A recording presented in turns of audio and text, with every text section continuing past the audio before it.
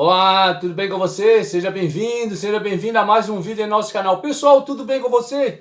Comigo está tudo bem, espero que com você esteja também. Pessoal, o Supremo Tribunal Federal, ele decidiu nesta quarta-feira que a correção dos saldos do seu FGTS, do nosso FGTS, deverá garantir o Índice Nacional de Preços ao Consumidor Amplo, IPCA, tá certo? Que mede a inflação oficial do país com efeitos para o futuro, ou seja, não haverá pagamento retroativo.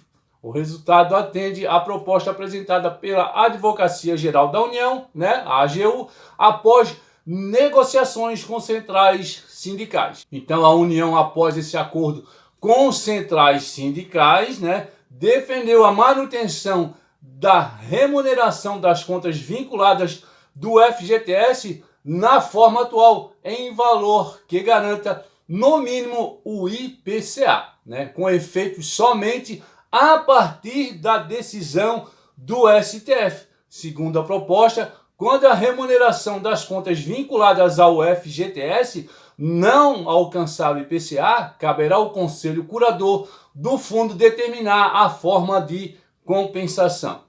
O que eu vou falar agora é importante. Ao longo do julgamento encerrado nesta quarta-feira, os ministros, eles dividiram em três posições distintas. E o resultado saiu por um acordo para equalizar as opiniões divergentes, vencendo a proposta da correção pelo IPCA. Foram 3 votos para corrigir os saldos pelo IPCA, Flávio Dino, Carmen Lúcia e Luiz Fux, 4 para manter a remuneração atual, Cristiano Zanin, Alexandre de Moraes, Gilmar Mendes e Dias Toffoli, e 4 para determinar que a correção seja no mínimo igual à caderneta de poupança, Luiz Roberto Barroso, André Mendonça, Cássio Nunes Marques e Edson Fachin. Os ministros que queriam a manutenção do cálculo atual decidiram que, se a maioria da corte optasse pela mudança das regras, a correção do FGTS deveria então ocorrer ao menos pelo IPCA, como propôs o governo. A decisão do STF ocorreu sob intensa pressão do governo, logicamente, que alegava que os impactos bilionários para as contas públicas e para as políticas de habitação social, caso os saldos fossem corrigidos em índice equivalente ao da poupança, ou se a União fosse obrigado a pagar os valores atualizados desde 1999. O governo estimava o impacto de mais de 19 bilhões em 6 anos, caso o cenário defendido por Barroso, com correção no mínimo igual à poupança, se confirmasse. Se o STF mandasse corrigir os saldos segundo a inflação desde 1999, a estimativa de impacto para os cofres públicos seria significativamente maior, de até 295 bilhões. O ministro da AGU, Jorge Messias, comemorou o resultado do julgamento. A decisão de hoje, quarta-feira, do Supremo representa uma vitória para todos os envolvidos na discussão da ação julgada. Ganham os trabalhadores, os que financiam suas moradias e os colaboradores do setor da construção civil, afirmou em nota. Na condição de ex-empregado da Caixa, sinto-me profundamente comovido ao contribuir para preservar a poupança dos trabalhadores e proporcionar a oportunidade de possuírem sua casa própria, sua residência, aqueles que mais necessitam, disse o Messias. Os votos dessa quarta-feira.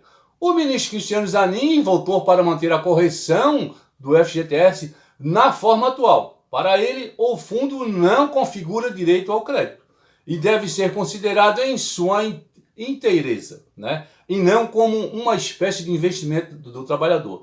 Ele ponderou que, se o colegiado declarasse inconstitucionalidade da correção de forma atual, ele iria aderir à proposta do governo para corrigir os saldos pelo IPCA.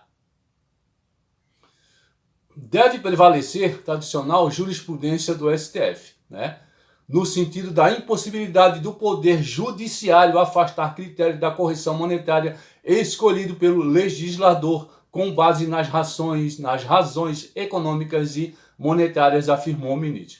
Já o ministro Flávio Dino votou a favor da proposta do governo para manter a correção do FGTS na forma atual, desde que garantisse no mínimo o IPCA. Ele ainda destacou que os depósitos do FGTS se tratam de um direito social, não só direito à propriedade. O direito de propriedade não é absoluto, ele é intrinsecamente limitado pela função social. Esse mecanismo de correção do FGTS pode ignorar a função social? Me parece que não, argumentou o ministro.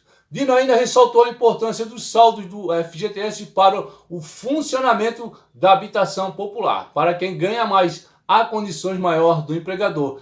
E esse dinheiro compõe o fundo com uma ação social que beneficia mais os pobres, disse Flávio Dino. O ministro Alexandre de Moraes também votou para manter a correção na forma atual, a 3% ao ano mais a ATR, né? Assim como o Zanin, ele ponderou que, caso o colegiado declarasse inconstitucional o uso da ATR para remunerar os depósitos, ele iria aderir à proposta do governo para pagar no mínimo o IPCA. Ele argumentou que o FGTS tem uma natureza híbrida institucional, que tem dupla finalidade, a individual e a social. Ele destacou que os depósitos do fundo são necessários para a construção de casas populares que qualquer alteração significativa nesse arcabouço normativo pode significar um prejuízo muito grande à habitação. Importante. O ministro Edson Fachin acompanhou o relator e votou para corrigir os saldos do FGTS em índice que seja no mínimo igual ao da caderneta de poupança. Ele também sugeriu adiar o início dos efeitos da decisão para 2026, devido à tragédia no Rio Grande do Sul, como proposto por Barroso no início da sessão. Não me parece que seja possível cometer essa grave injustiça, né, com os saldos que estão na conta dos trabalhadores brasileiros, disse Edson Fachin. A Advocacia Geral da União argumenta que a proposta do governo não trará prejuízo aos trabalhadores, porque defende que a inflação seja o mínimo que se pague como correção. Cálculos do órgão apresentados no processo são de que, se a revisão fosse concedida de forma como foi solicitada, o impacto das contas da União seria de 661 bilhões e o Ministério da Fazenda calculava desembolsar 8,6 bilhões a mais com o FGTS. Tá certo? Espero que vocês tenham gostado do vídeo e a gente se encontra no próximo, se Deus quiser.